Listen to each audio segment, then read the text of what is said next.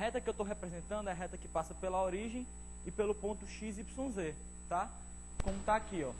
Está aqui o ponto O, que é a origem, está ali o ponto x, y, z, que eu nem marquei, e essa reta azul vai representar o meu ponto projetivo x, 2 pontos y, 2 pontos z, tá? Com essa definição, eu tenho, então, uma certa ambiguidade com isso. O que que acontece?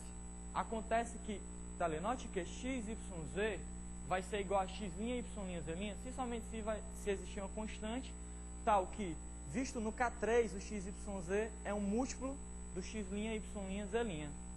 Tá bom? Então, vamos lá. A gente vai definir uma curva plana projetiva como uma classe de equivalência de polinômios homogêneos no corpo, no anel de polinômios de 3 variáveis k, x, y, z, de modo que a gente associa duas curvas se uma for múltipla da outra.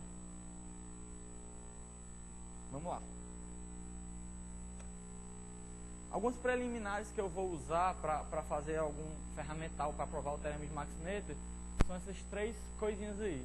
Você pega um polinômio de n variáveis, tá? E você pode representar ele como uma soma de polinômios homogêneos. O f0 é o polinômio é a parte das constantes, o f1 é a parte dos monômios de grau 1 e até fd, que são os monômios de grau d. Você pode fazer uma coisa com esse polinômio que é chamada de homogeneização do polinômio, que é torná-lo ele como um polinômio homogêneo. O que é que você faz? Você multiplica por mais uma variável, que é o xn mais 1, de modo a completar o grau de cada monômio com que fique d. Então você pega as constantes e multiplica por xn mais 1 elevado a d. Você pega a parte linear e multiplica por xn mais 1 elevado a d menos 1. Até que no final, você pega o fd e deixa ele sem fazer nada. Desse jeito, todo monômio vai ter grau d. Então, essa homogeneização ela pode ser... Depois que você faz a homogeneização, você pode também considerar uma deshomogeneização, que é o seguinte, é você fazer o processo inverso. Você faz desaparecer agora o xn mais 1, tá? Como é que você faz desaparecer o xn mais 1? Você faz ele ser igual a 1. Então é isso que você faz para a deshomogeneização. Você está com um polinômio f de n variáveis, tá ali f pertencente a k de x1, x2 até xn. E a deshomogeneização de f vai ser o polinômio f aplicado em x1 até xn menos 1. Você não mexe nas as n menos 1 primeiras variáveis e coloca a última como sendo igual a 1. Isso é o que a gente chama de deshomogeneização de polinômio, tá? E a última preliminar que eu vou precisar é a noção de projetividade, que é a noção equivalente de aplicação linear que a gente tem em espaço vetorial normal. Toda aplicação linear invertível entre dois espaços, ela tem que levar retas em retas. Isso é o que chama ela de linear. Então ela vai induzir uma aplicação, uma bijeção entre o espaço projetivo P2. O espaço projetivo P2, como você se lembra, é o conjunto de retas de K3. Então, se uma aplicação linear está levando retas em retas, na verdade ela leva um ponto de P2 em outro ponto de P2, tá? Então isso que é uma projetividade. Você pega uma aplicação linear e essa aplicação linear vai induzir uma bijeção entre os espaços projetivos. Essa bijeção vai ser chamada de projetividade, tá? Então vamos lá.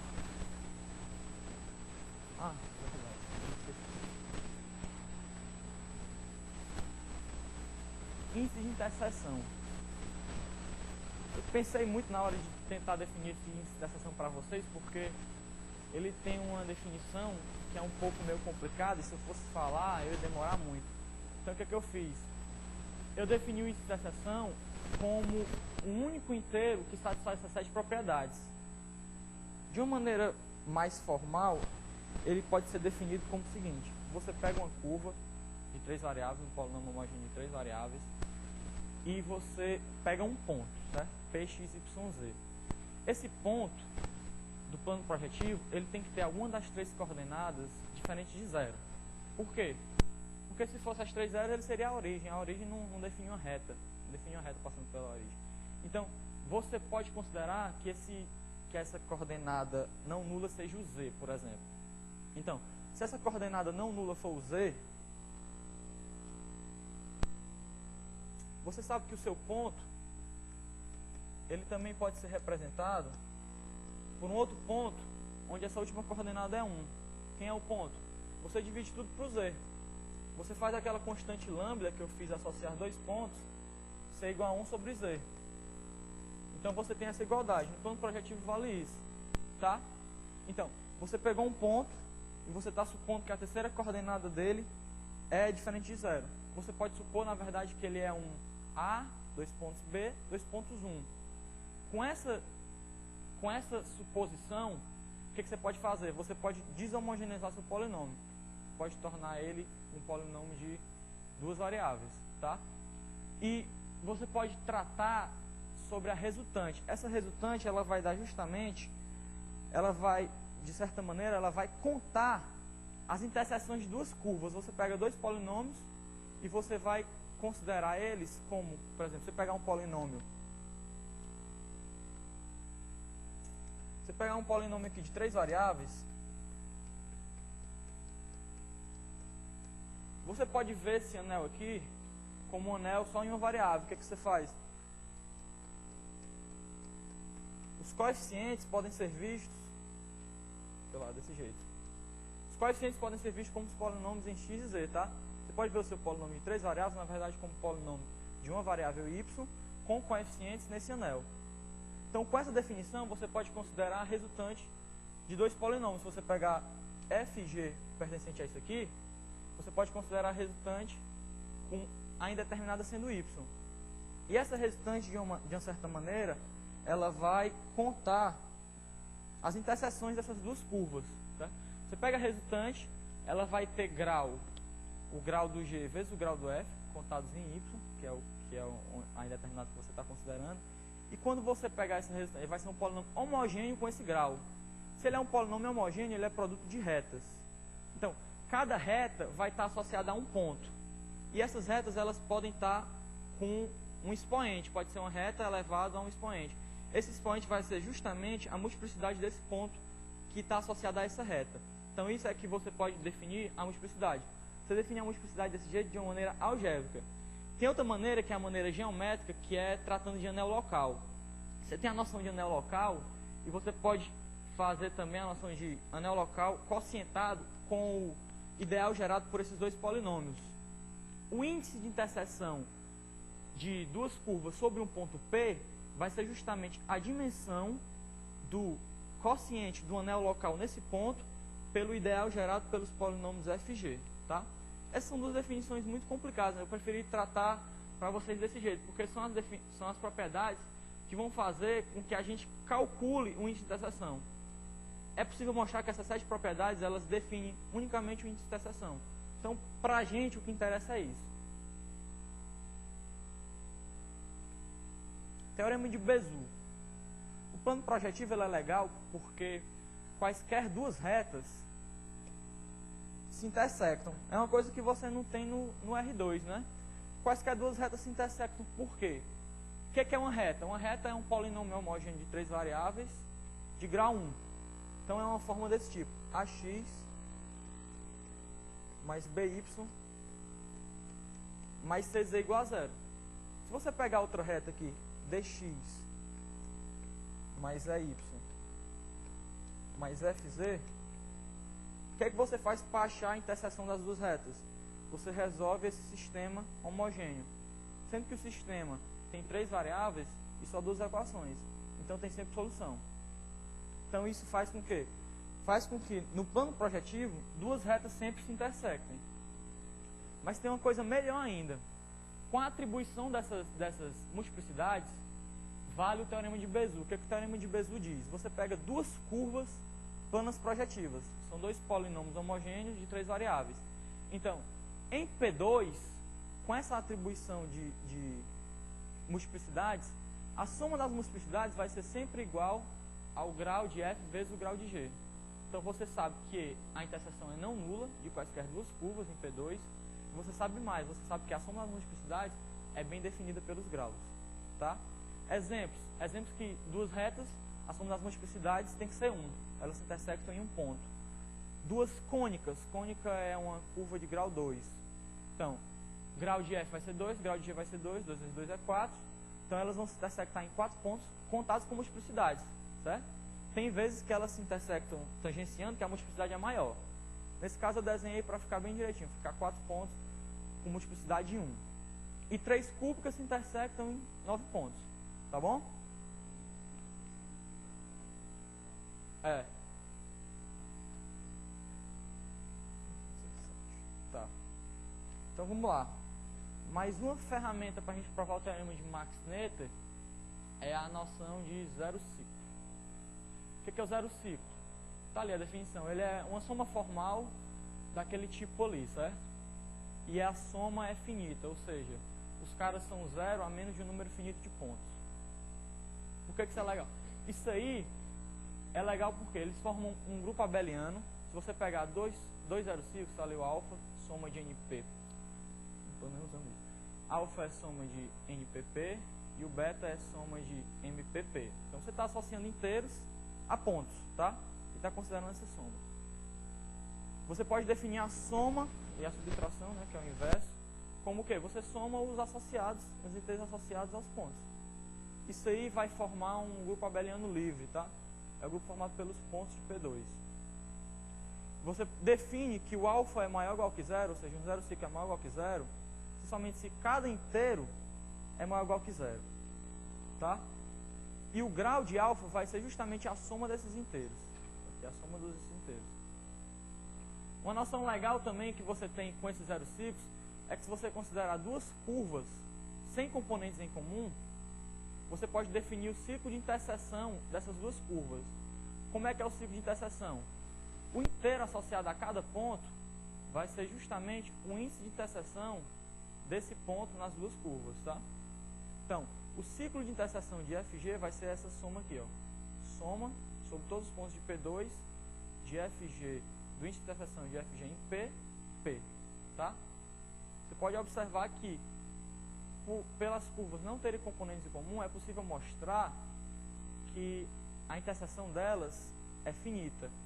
Se a interseção delas é finita, isso aqui de fato, esse cara aqui é zero a menos de um número finito de pontos.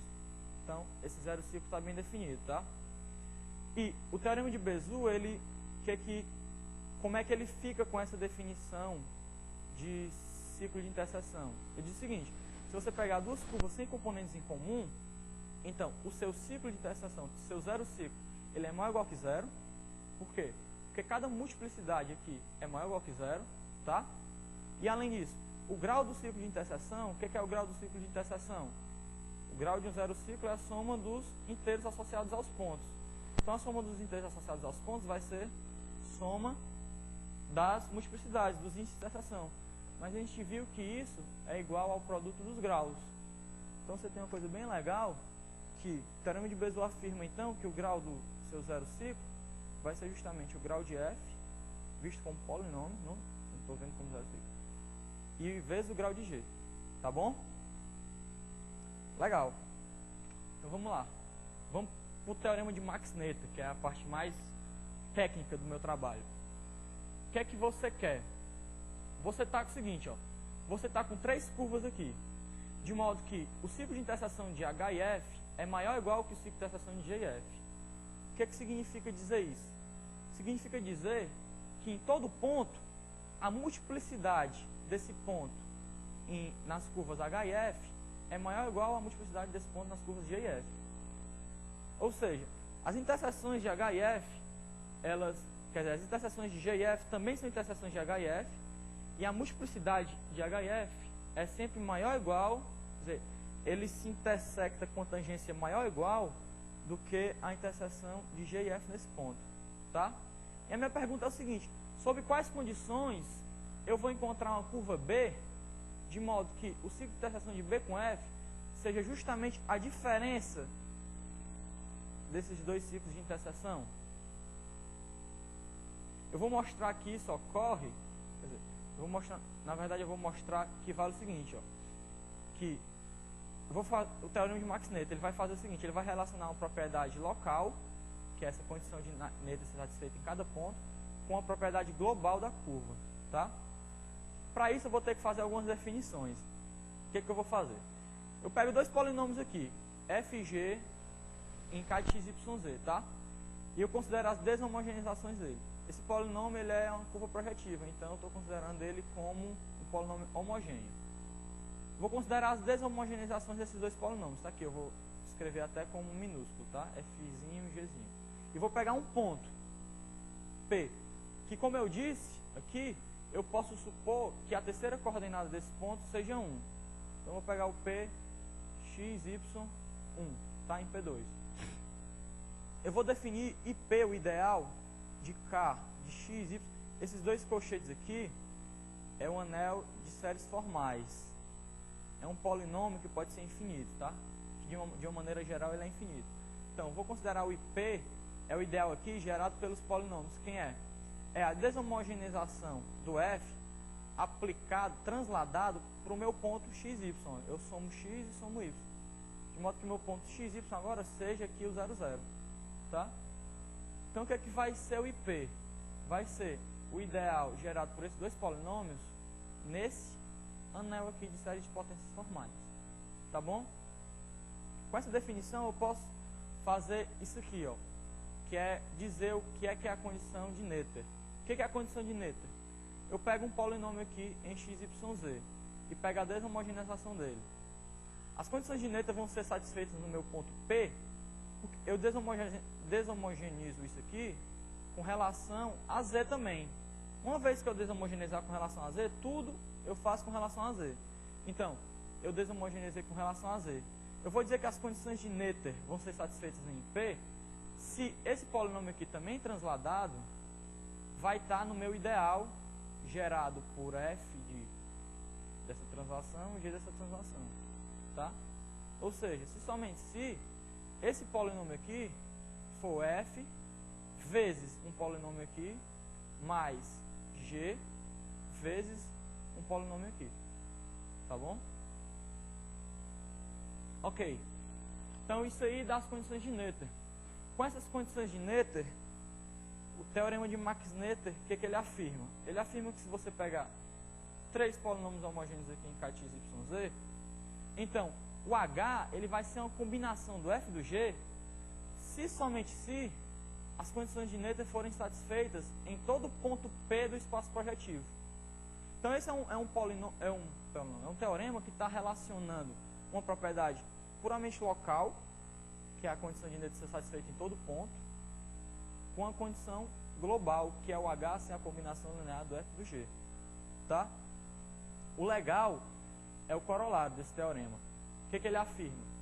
Se vale A ou B. Esse aqui é o A, ficou errado quando eu passei para cá.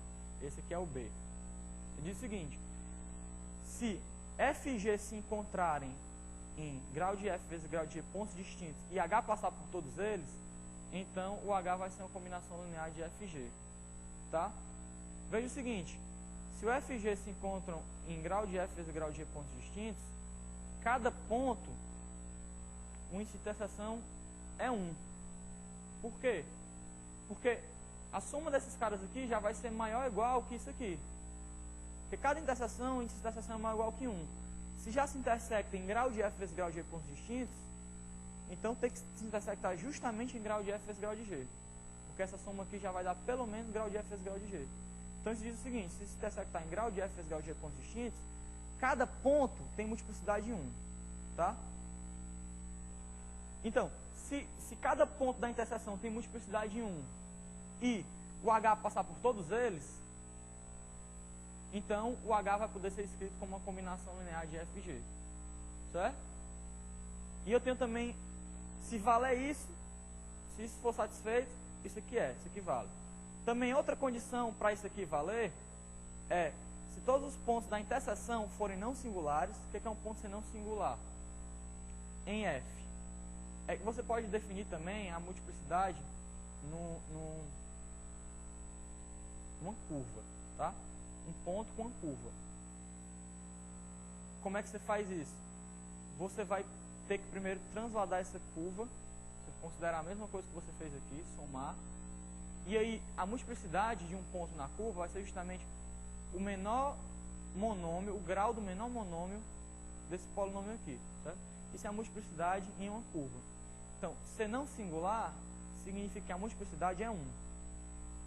Então, se todos os pontos da interseção de f com g forem não singulares de f, e valer essa condição aqui que eu disse inicialmente, o ciclo de interseção de H com F for maior ou igual que o ciclo de interseção de G com F, então o H vai ser uma combinação linear de F e G, onde esse A e esse B vão ser polinômios também em KXYZ, e mais, você pode dizer que eles são homogêneos, tá? Porque você pode limpar. Se desse lado aqui aparece polinômio homogêneo, desse lado aqui só podem aparecer os monômios de grau diferente do grau de H, vão ter que cancelar, certo? Você pode supor que esse A e esse B são polinômios homogêneos de qual grau? O A tem grau de H menos grau de F, e o B tem grau de H menos grau de G, tá bom? Então esse corolário aqui é bom, que a gente vai fazer uma aplicação dele. Como é que a gente vai fazer essa aplicação? Seguinte, você pega 3 cúbicas, tá? Uma delas irredutível. Essas duas aqui não necessariamente irredutíveis. E você escreve isso aqui, ó. O ciclo de interseção dessas duas cúbicas tem que ter 9 pontos, contados com multiplicidades, tá? Pode ser PI igual a PJ. Nesse caso, a multiplicidade vai ser maior que 1. Então, você bota isso aqui. O ciclo de interseção é dessa forma. Onde cada PI, você supõe que cada PI é um ponto não singular da sua cúbica irredutível, tá? Você supõe também que a sua outra cúbica intersectada com a inicial, com a primeira, ela passa por 8 dos pontos de interseção dessas duas aqui.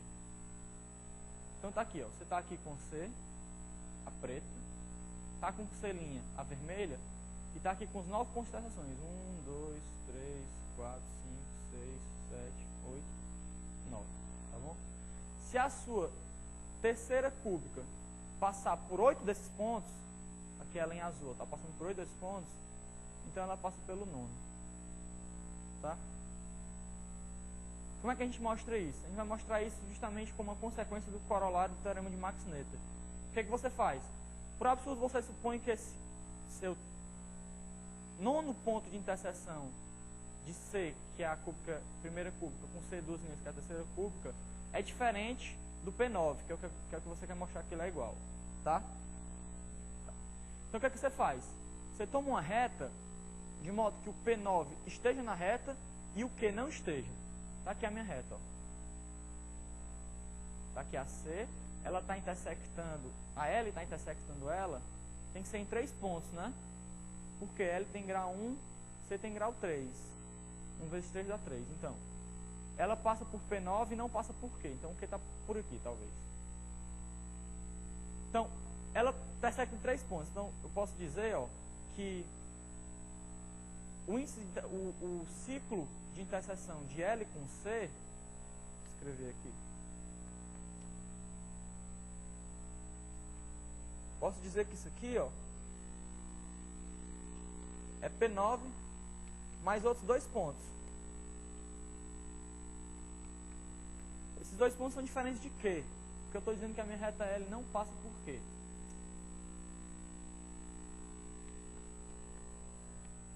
Tá bom? Então, vamos calcular esse ciclo de interseção aqui, ó. C duas linha L, C.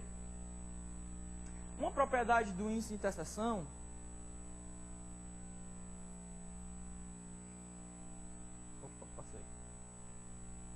essa última aqui, ó, que diz que você pegar a interseção de F pelo produto de duas curvas é igual à soma dos índices de interseção separadamente. Isso aqui possibilita a gente a mostrar que vale essa mesma propriedade de soma para ciclo de interseção. Então vale a mesma coisa. O ciclo de interseção de F com G1, G2 é igual ao ciclo de interseção de F com G1 mais o ciclo de interseção de F com G2. Tá? Então se você considerar o ciclo de interseção de C duas linha L com C, na verdade isso é o ciclo de interseção de C duas linhas com C mais o ciclo de interseção de L com C. Tá? Quem é o ciclo de interseção de C duas linhas com C? C duas linhas com C está aqui, ó. É os 8 primeiros pontos PI mais o Q. E o ciclo de interseção de L com C, como eu disse, é P9 mais R mais S. Tá? Então, esse ciclo de interseção, na verdade, ele é a soma de todos os PIs, ó, mais Q, mais R, mais S.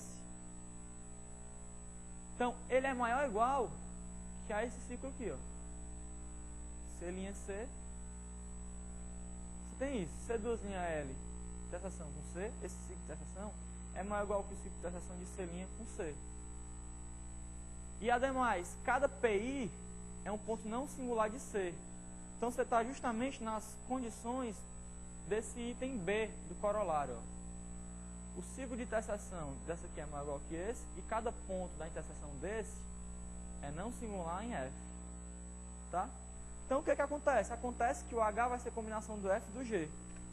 No nosso caso, o C2'L vai ser combinação do C e do C'. Então você pode escrever que C2'L é igual a AC' mais BC. E quais são os graus de A e B? Bem, esse aqui tem grau 3, esse aqui tem grau 1, então esse lado esquerdo tem grau 4. Como cada C e C' tem grau 3, então o A e o B eles são retos. São retos porque tem grau 1. Tá? E com essa condição aqui, o que acontece com o ciclo de interseção? O ciclo de interseção AC. Vou escrever mais uma coisinha aqui. Antes disso eu vou voltar para uma propriedade. Vale também a propriedade do índice de interseção.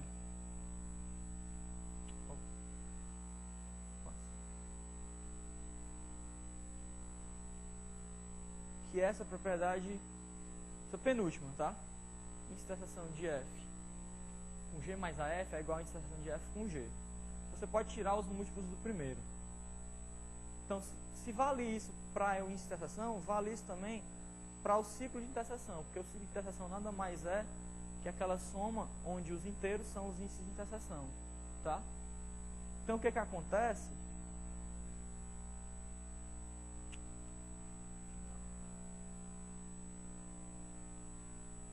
O que acontece com o índice de interseção de AC?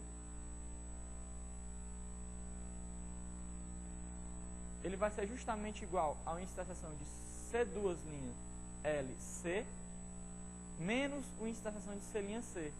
É a diferença desses dois aqui, ó, como eu tinha colocado antes. Tá?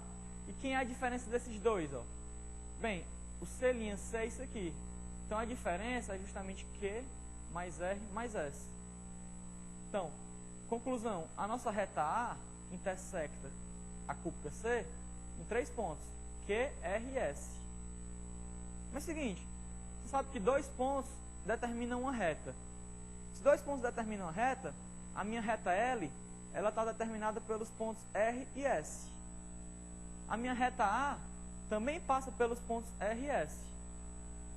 Então, a conclusão é que a reta L é a reta A.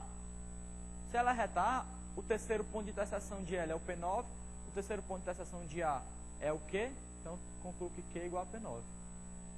Tá? Então pronto. Se você tem duas cúbicas se intersectando em 9 pontos e outra terceira cúbica que passa por 8 desses pontos, ela tem que passar pelo nono. Isso aí é o que vai garantir a estrutura de grupo na nossa cúbica. É a próxima coisa que eu vou fazer.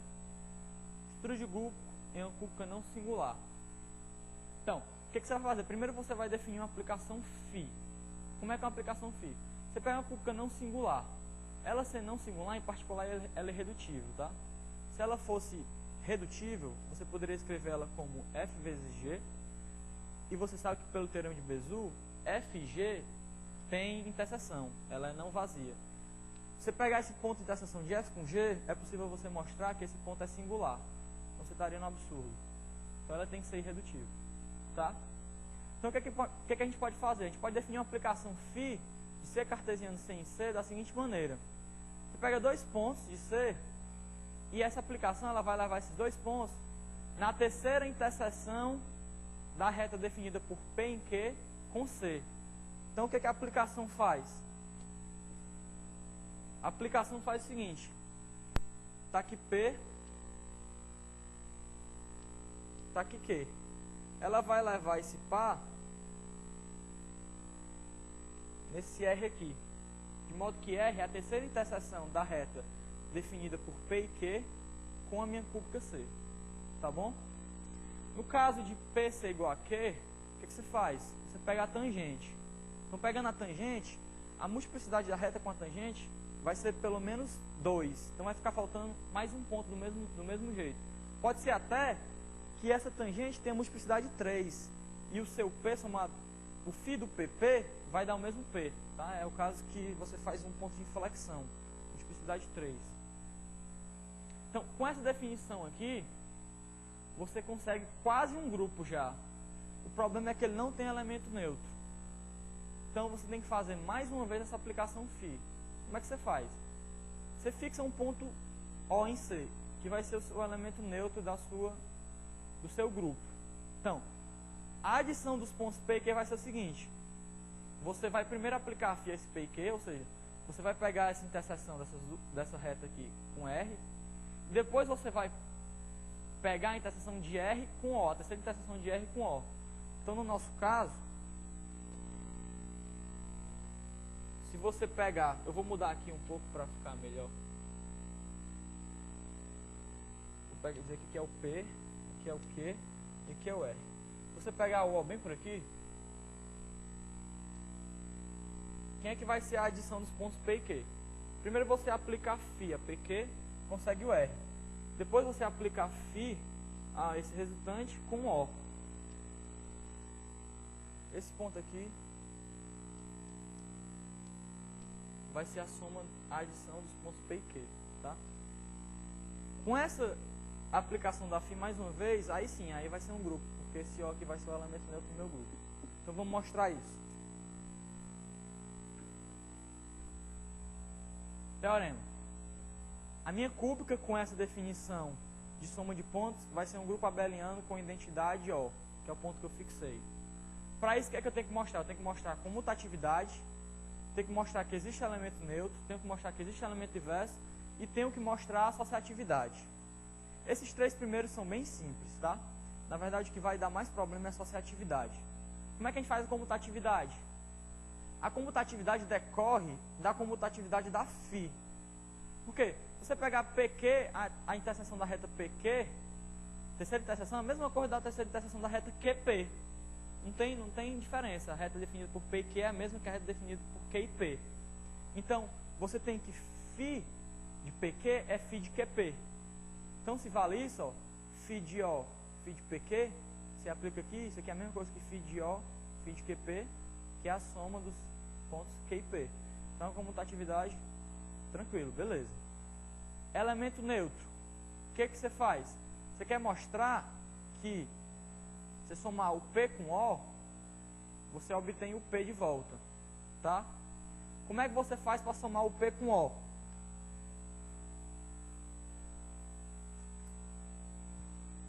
Somar o P com O é o seguinte. Está aqui com P, está aqui com O. Então, primeiro você tem que aplicar a φ a esses dois pontos. Aplicando a φ a esses dois pontos, você pega a terceira interseção.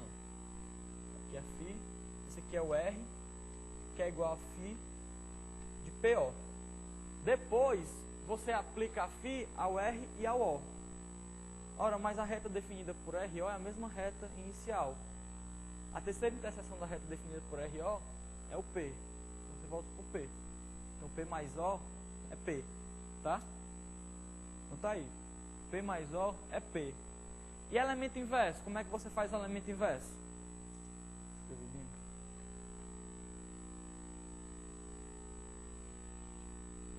Elemento inverso está com O aqui. E você está com um ponto P aqui. Você quer mostrar que existe um ponto Q, tal que P somado com Q, dê O. O que é que você faz? Esse ponto Q, ele vai estar definido pelo seguinte. Você pega a tangente por O. Se você pegar a tangente por O, você sabe que ela intersecta no terceiro ponto da mesma maneira. Não tem ambiguidade nisso. Então ela intersecta no terceiro ponto Q. Quem é que vai ser o inverso do P? Vai ser justamente a terceira interseção da reta PQ. Vou chamar isso aqui de R. Vou chamar isso aqui de Q. Vai ser a terceira interseção da reta PR com a cúbica. Como é que a gente faz isso? Vamos lá, somar os pontos P e Q. Somar os pontos P e Q, φ de PQ vai dar R. Depois eu aplico φ de O e R. Ora, mas φ de O e R é a terceira interseção, né? Como isso aqui é tangente, a terceira interseção vai ser justamente o O. Então, P mais Q dá O. Então, garanto que tem também elemento inverso. Ok. E para associatividade, o que a gente faz? Para associatividade é a parte mais complicada, certo? Eu quero mostrar que P mais Q, quero mostrar aqui, se eu somar P e Q e depois somar R, isso aqui é a mesma coisa que somar Q e R, depois somar P, tá? Veja o seguinte, vejam que eu posso me restringir a mostrar que vale a propriedade por φ, ó. Certo? Por quê? Eu quero mostrar isso aqui. Isso aqui é equivalente a mostrar o quê? Quem é isso aqui? Isso aqui é φ de O, φ de P mais Q, R. E esse outro lado é φ de O, φ de P, Q mais R. Se eu mostrar que isso é igual a isso, se eu mostrar que isso é igual a isso, então eu vou estar mostrando que φ disso tudo é igual a φ disso tudo, tá? É isso que a gente vai fazer.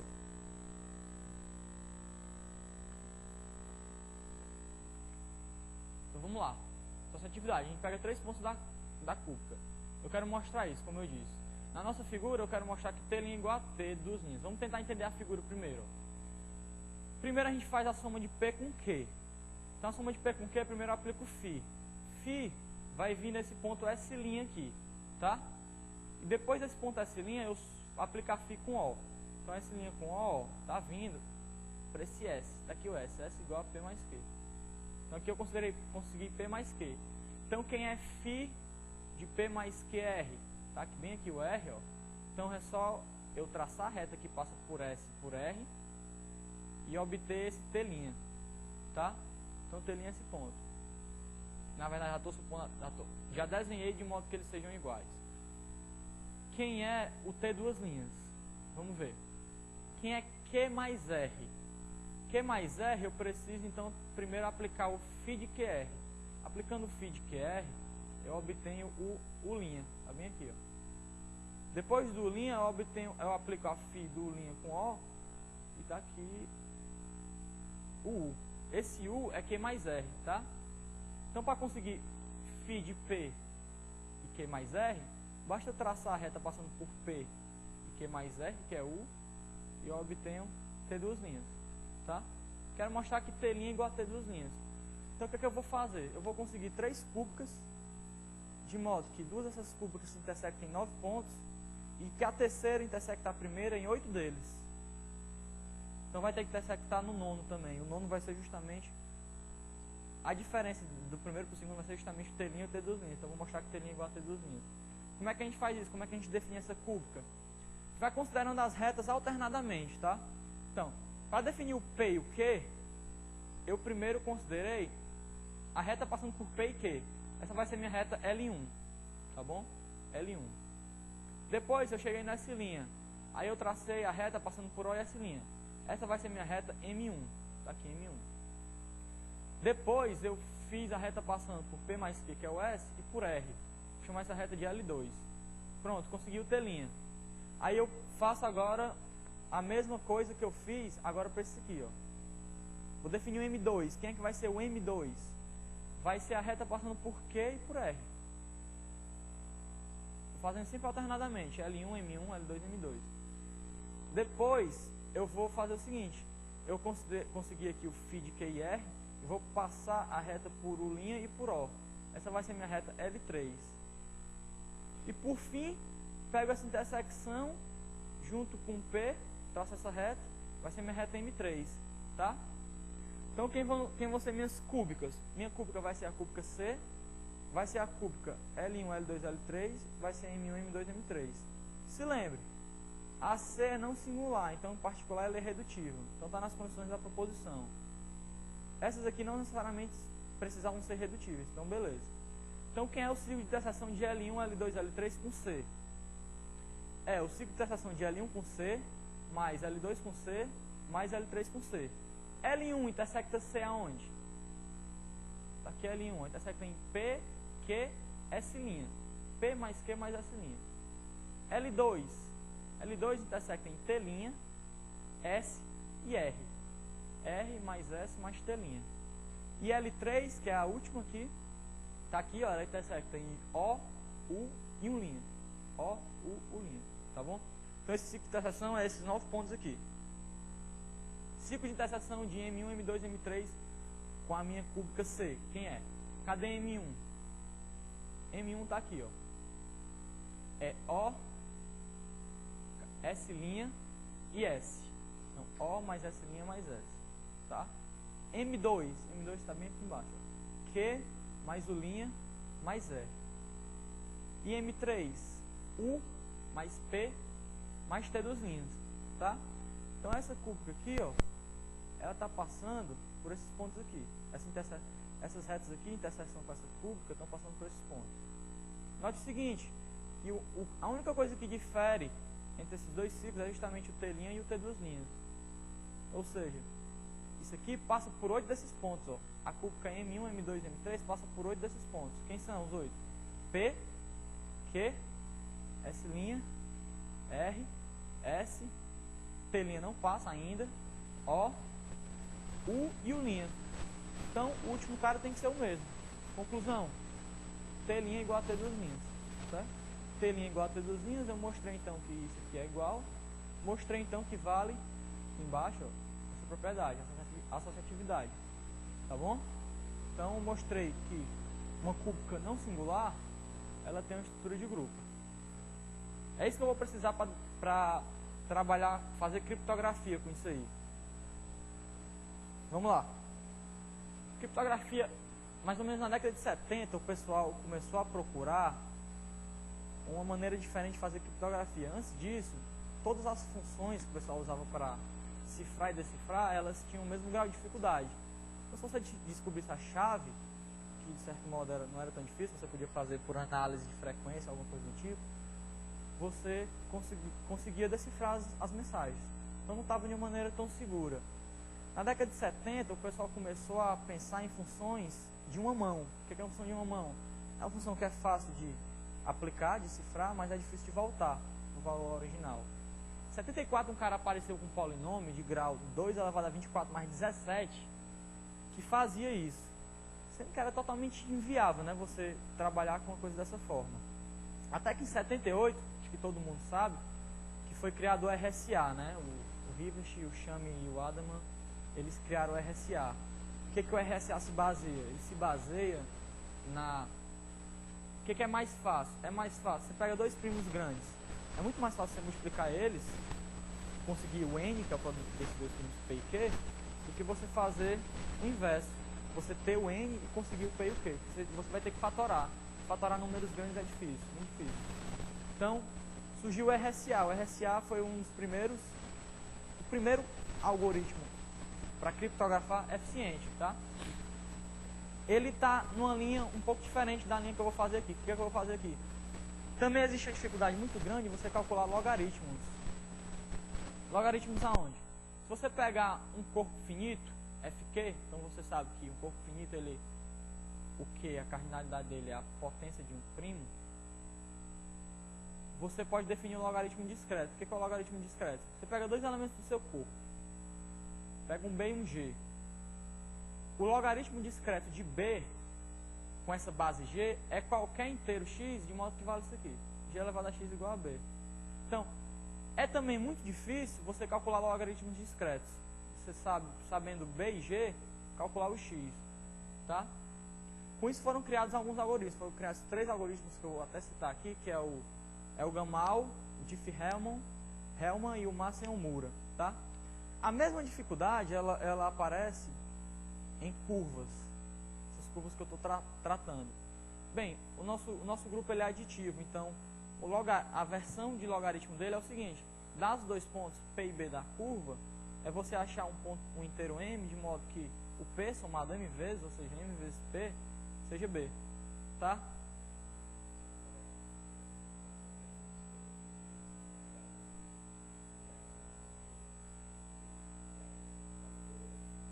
Certo. Ah, isso não para nosso trabalho aqui não vai ter necessidade. Na verdade, a gente não vai nem saber qual é a cardinalidade do grupo que a gente está trabalhando. Só em alguns casos, tá? Não sei quais são as condições para isso. Bem, agora, por que trabalhar com essas curvas é melhor? Porque, como você viu, toda curva dá uma estrutura de grupo. E você pode criar uma curva não singular fazendo isso aqui, ó. Você considera um polinômio, x3 mais x mais b, de modo que esse polinômio seja separável, ele não tem raízes múltiplas. Então essa cúbica aqui, ó, eu estou considerando ela deshomogeneizada, ou seja, a versão homogeneizada dela, o que eu faço? É y2 vezes z, eu pego todos os monômios e completo com z até grau 3, é igual a x3 mais ax z ao quadrado mais bz3, tá? Então, todos os valores de A e B, se você pegar A e B no seu corpo, de modo que essa cúbica aqui seja esse polinômio aqui seja separável, então essa cúbica aqui, ela vai ser não singular. Então você vai ter uma estrutura. Então você tem tantas estruturas de grupo quantas forem as escolhas de A e B, de modo que isso aqui seja separável. Isso é muito melhor. Ela independe? Ela depende, mas na verdade você mostra que se você pegar outro O, esses grupos são isomorfos, tá? Na verdade para grupos não, ela independe, né? Tá, então é isso que a gente vai fazer. Vai mostrar 3 algoritmos aqui. Eu botei o algoritmo clássico, que é a versão de logaritmo discreto, e botei a versão em curvas. Como é que é esse algoritmo clássico? Você pega uma potência de um primo e pega um G aqui nesse corpo, um G não nulo, certo? Não necessariamente esse G precisa ser um gerador. Na verdade seria bom, porque se ele for um gerador, as potências dele vão dar mais possibilidades para os seus elementos e vai ficar uma coisa mais difícil de tratar. Mas, na verdade, é suficiente que o subgrupo gerado por G tenha mais ou menos a mesma ordem de cardinalidade que esse grupo aqui, tá? Isso já vai dar um problema muito bom, vai dar um algoritmo muito bom. Então, você escolhe esses dois valores aqui e eles são públicos, tá? Então, como é que você faz para enviar dados de uma pessoa para outra? Vai sempre chamar as pessoas, a mulher de Alice e Bob, tá? Para ficar A e B. A gente quer uma maneira de A mandar uma mensagem para B. Como é que a gente faz isso? Cada pessoa vai escolher um inteiro, tá? Um A. E vai manter em sigilo. E vai publicar G elevado a A. Então, esses G elevado a A vão ser tipo um catálogo. Vai ter um catálogo de potências desse jeito. O Bob faz a mesma coisa. Ele escolhe um inteiro, em sigilo, e torna público isso aqui. Certo? Então, vai ter um catálogo desses G elevado a A aqui. Então, o que a Alice faz para mandar uma mensagem para o Bob? Ela vai lá no catálogo, acha o G elevado a B dele e eleva isso aqui a A, que só ela sabe. Então, ela obtém esse valor aqui G elevado a B. Isso aqui vai ser a chave particular dos dois. A chave que vai criptografar. Agora, qual é a segurança disso? Quem que garante que uma pessoa de fora não possa descobrir essa chave aqui? Bem, se você se fizer no papel de uma pessoa de fora, quais são as informações que ela vai ter? Ela vai ter a informação do G elevado a A e do G elevado a B, tá? Então, a segurança desse algoritmo, ela se baseia nessa conjectura aqui. Qual é a conjectura? É que é impossível você calcular computacionalmente G elevado a B sabendo apenas G elevado a A e G elevado a B. Não tem uma maneira de você, até hoje, não tem uma maneira de você passar dessas duas potências para essa potência maior. Então, ela passa a informação, na verdade, para todo mundo. Todo mundo sabe isso aqui dela. Ó. O Bob sabe o G elevado a A. Então, a chave comum dos dois é isso aqui, que só os dois podem saber. Por quê? Ela, para conseguir, ela pega o G elevado a B dele e eleva a A. Ele pega o G elevado a A dela e eleva a B. Uma pessoa de fora não pode. Por quê? Porque ela sabe apenas esses dois. Ó. Tá? Então, isso é a versão de logaritmo discreto para esse algoritmo. A versão em curvas é análoga, mesma coisa. O que você faz? Você torna público o Q, que é o corpo básico que você está trabalhando, e você pega uma curva E definida nesse corpo. Tá? Ou seja, você escolhe dois valores A e B aqui, de modo que aquele polinômio de grau 3, x3 mais x mais b, seja separável. Então vai dar uma cúbica não singular, e depois dessa cúbica E, você vai pegar um ponto B dela. Certo? Então como é que vai ser? A mesma coisa, a Alice vai escolher um inteiro A em sigilo e vai publicar esse ponto aqui, ó, AB. O Bob vai escolher um inteiro B em sigilo e vai publicar o ponto BB. A chave comum aos dois, a chave particular dos dois, que é feita para um mandar a mensagem para o outro, vai ser o ABB, que também só eles podem saber, tá? Ok, isso aí é o algoritmo de Diffie-Hellman. O próximo é o algoritmo de Masseon-Mura. Como é que é o algoritmo de Masseon-Mura? Esse sim, Google, esse aqui precisa da quantidade de elementos. Cadê? Não, esse não, só o... precisa da quantidade de elementos da curva, na verdade. Certo? Então o que você faz? A versão clássica dele é a seguinte: seu corpo base também é tornado público. Em geral, ele sempre é público. E cada usuário vai escolher um E' entre si com Q-1. Certo? E vai calcular o inverso. O D vai ser o inverso do E módulo Q-1. Então cada pessoa tem um par, DA e EA, DB e DB. E ambos são mantidos em sigilo. Tá? O bom aqui é que a única coisa publicada é isso aqui. Mas também o ruim é que a mensagem ela é enviada em 3 passos. Então isso é uma coisa que faz você gastar um tempo maior, né, para enviar uma mensagem de uma pessoa para outra. Como é que você faz o envio dessa mensagem? A Alice envia para o Bob isso aqui. Ela quer enviar a mensagem em P para ele. Então ela envia P elevado a EA. Tá? Então o Bob, quando ele recebe isso, ele não tem ideia nenhuma do que seja isso. Para ele não faz significado nenhum. Por quê? Porque ele não sabe resolver logaritmo discreto, então ele não sabe quem é o P. Tá? Então, ele faz o seguinte, ele manda de volta para ela. Ele manda o quê? Manda essa mensagem elevada a EB. Então ele manda para ela P elevado a EB. Tá bom? A Alice, quando recebe isso, também... Bem, para ela já sabe qual é a mensagem, então não importa ela se decifrar isso. O que ela faz? Ela volta uma mensagem para o B, sendo que elevando a DA. Então o que acontece? Ó? EA, DA é congruente a 1 módulo Q-1. Então, visto nesse corpo aqui, é igual a P elevado a EB. Certo? Isso aqui para ele agora faz sentido. Por quê? Como é que ele faz para recuperar a mensagem? Ele eleva a DB. Ele eleva essa mensagem a DB. Isso aqui também é congruente a 1 módulo Q-1, então ele obtém a mensagem em P. Qual é o problema desse algoritmo? O problema desse algoritmo é uma pessoa fingir que é o Bob. Se uma pessoa estranha C recebe essa mensagem aqui e envia para a Alice P elevado a EA vezes EC, ela vai receber isso e vai enviar de volta e ele vai poder conseguir P elevado a EC. Então, esse algoritmo ele tem que ser vinculado com uma maneira de assinatura muito eficiente. Uma maneira de assinatura significa dizer que o Bob, que a Alice tem que ter certeza que ela está enviando para o Bob. E vice-versa, o Bob tem que ter certeza que está recebendo da Alice. Tá bom? Bem, a versão em curvas é o seguinte, você pega uma curva definida em FQ, e nesse caso você vai precisar o número de elementos de curva, da curva. Tá? Isso aqui nem sempre é fácil. Tem umas curvas que é fácil você calcular, porque tem uma fórmula que dá tranquilo, mas para outras curvas é bem complicado. Então, todos esses valores aqui, isso aqui, o Q e o N são tornados públicos. Então, a maneira de envio da mensagem da Alice para o Bob é a mesma coisa. Ela envia a mensagem para o Bob, é A vezes P. O Bob não sabe o que significa isso, então devolve para a Alice, é B vezes A vezes P. A Alice vai e devolve para o Bob isso que ela recebeu multiplicado por DA. Ela vai fazer desaparecer esse DA e A. Então o Bob vai ficar com isso aqui. E só ele tem o EB, então só ele tem o DB. Então só ele vai poder reobter a mensagem, que é DB vezes P. Tá? Isso dá P. Então aqui também tem o mesmo problema de assinatura. Você tem que ter uma assinatura bem eficiente.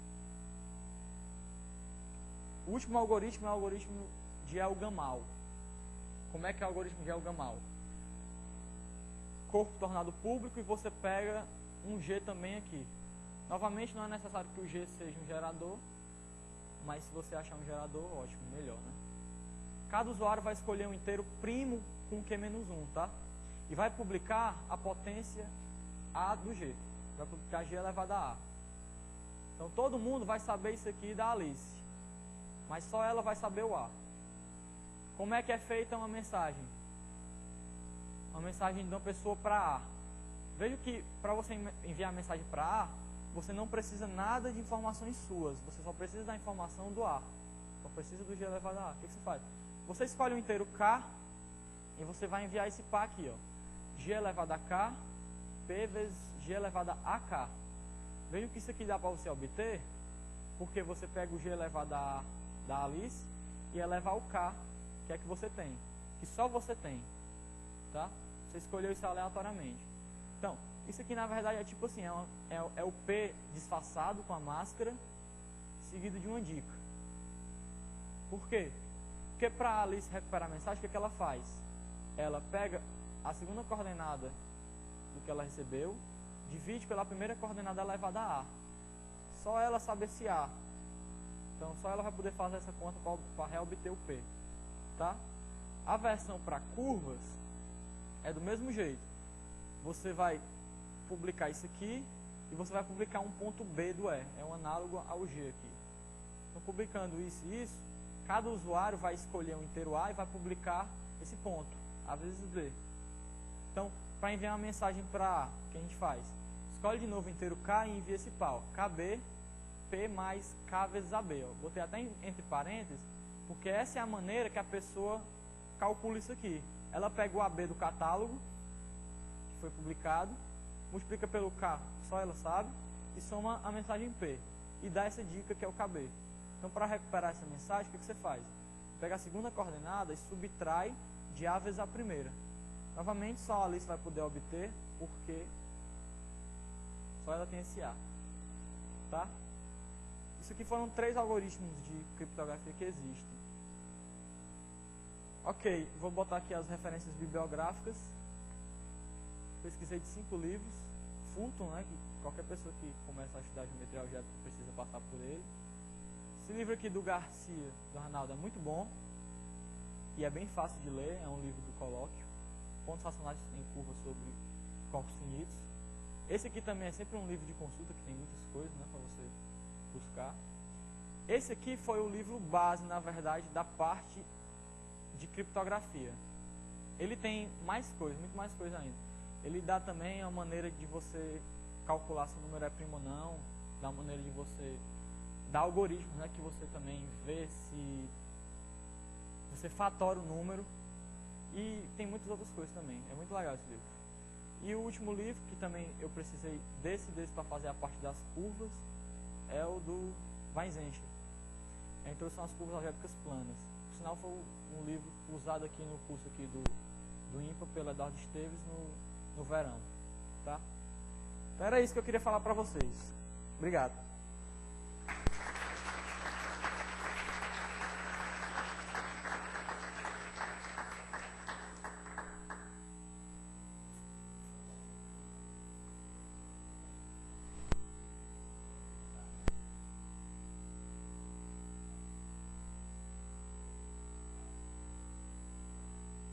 Ela é mais difícil, né, de você quebrar, justamente por essa quantidade maior de grupos. E também há evidências de que você quebrar esse logaritmo discreto é mais difícil do que quebrar logaritmo discreto em corpos FQ. O pessoal percebeu que você fazer criptografia em corpos F, por exemplo, 2 elevado a R, para você ter eficiência, você precisa de R muito grande. Já a versão elíptica, para R muito pequeno, você já consegue uma eficiência muito boa. Mais alguma pergunta?